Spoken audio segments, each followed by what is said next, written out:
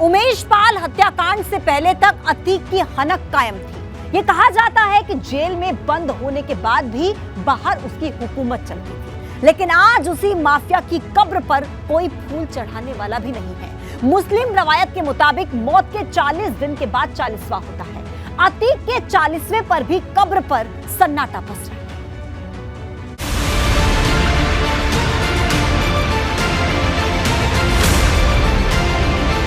जिस अतीक की चलती थी सल्तनत, एक अदद फूल को भी वो रहा है तरस। 40वें पर भी रहा कब्र पर सन्नाटा। माफिया से न बीवी मिलने आई न बेटा। प्रयागराज की कसारी मसारी कब्रिस्तान में सन्नाटा पसरा है। 40वें पर अतीक अशरफ की कब्र को एक अदद फूल का इंतजार रहा। फातिहा पढ़ने तक भी कोई नहीं पहुंचा।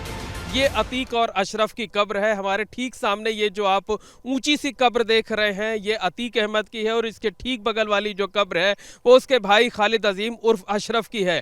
आज 40वें का मौका है, लेकिन अतीक और अशरफ की कब्र पर आज सुबह से कोई भी यहाँ फूल चढ़ाने के लिए नहीं आया है। आप देख सकते हैं कि दोनों कब्रें सूनी पड़ी हुई हैं। माफिया अतीक अहमद और खालिद अजीम उर्फ अशरफ की हत्या के 40 दिन पूरे हो गए हैं। इस्लाम धर्म की रवायत के मुताबिक अतीक और अशरफ का गुरुवार को 40वां था।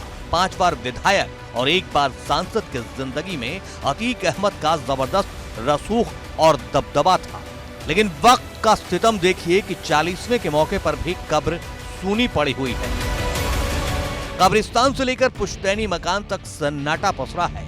न तो कब्र पर किसी ने फूल चढ़ाए और न ही घर पर 40वें से जुड़ी कोई रस्म अदा की गई। कहा जा सकता है कि अतीक अहमद की मर्जी के बिना कभी प्रयागराज में एक पत्ता भी नहीं हिलता था। उसी अतीक की कब्र किसी अपने की आमद के जरिए 2 बूंद पानी और 1 अदद फूल को तरस रही है।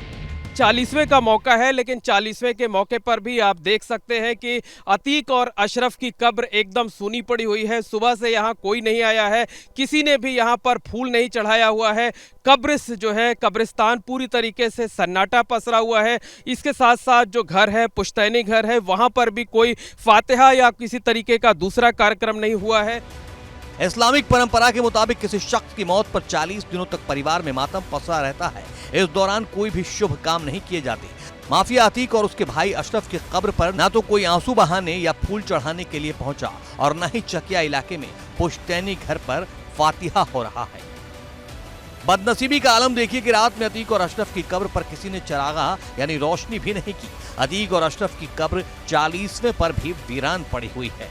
साफ तौर पर कहा जा सकता है कि उमेश पाल शूटआउट केस के बाद अतीक अहमद के परिवार पर के जो दुर्दिन शुरू हुए थे वो खत्म होने का नाम नहीं ले रहे हैं। आज 40वें का मौका है, लेकिन 40वें के मौके पर कोई फूल तक चढ़ाने नहीं आया है। कब्र सूनी पड़ी हुई है। ये हाल उस माफिया अतीक अहमद का है जिसका कभी इस पूरे इलाके में दबदबा हुआ करता था, जिसके नाम का सिक्का चला करता था। अतीक अहमद जब घर से बाहर कदम रखता था तो उसके साथ सैकड़ों की भीड़ होती थी, दर्जनों वाहन काफिले में पहुंचते थे। लेकिन आज 40वें के मौके पर उसकी कब्र पर कोई फूल चढ़ाने तक नहीं आया है। 40वें के दिन भी कब्रिस्तान में सन्नाटा पसरा है। अतीक और अशरफ के जीते जी पुश्तैनी घर पर सैकड़ों का हुजूम रहता था। सैकड़ों लोग पीछे चलते थे और काफिले में दर्जनों गाड़ियां शामिल रहती थी। आज मौत के बाद अपनों और करीबियों ने साथ छोड़ दिया है, इसलिए गैरों से किसी तरह की उम्मीद बेमानी है। 40वें के दिन लोगों की दूरी और बेरुखी कतई हैरान करने वाली नहीं है। परिवार के ज्यादातर सदस्य या तो जेल में हैं या फिर पुलिस से बचते हुए फिर रहे हैं। माफिया अतीक अहमद और अशरफ की हत्या 40 दिन पहले 15 अप्रैल को प्रयागराज में कर दी गई थी। दरअसल उमेश पाल शूटआउट केस के बाद से ही अतीक अहमद और परिजनों के बुरे दिन शुरू हो गए थे। अतीक एंड फैमिली के बुरे दिन की जो शुरुआत हुई है वो फिलहाल खत्म होती नहीं दिख रही है। प्रयागराज से मोहम्मद मोइन के साथ ब्यूरो रिपोर्ट, एबीपी गंगा।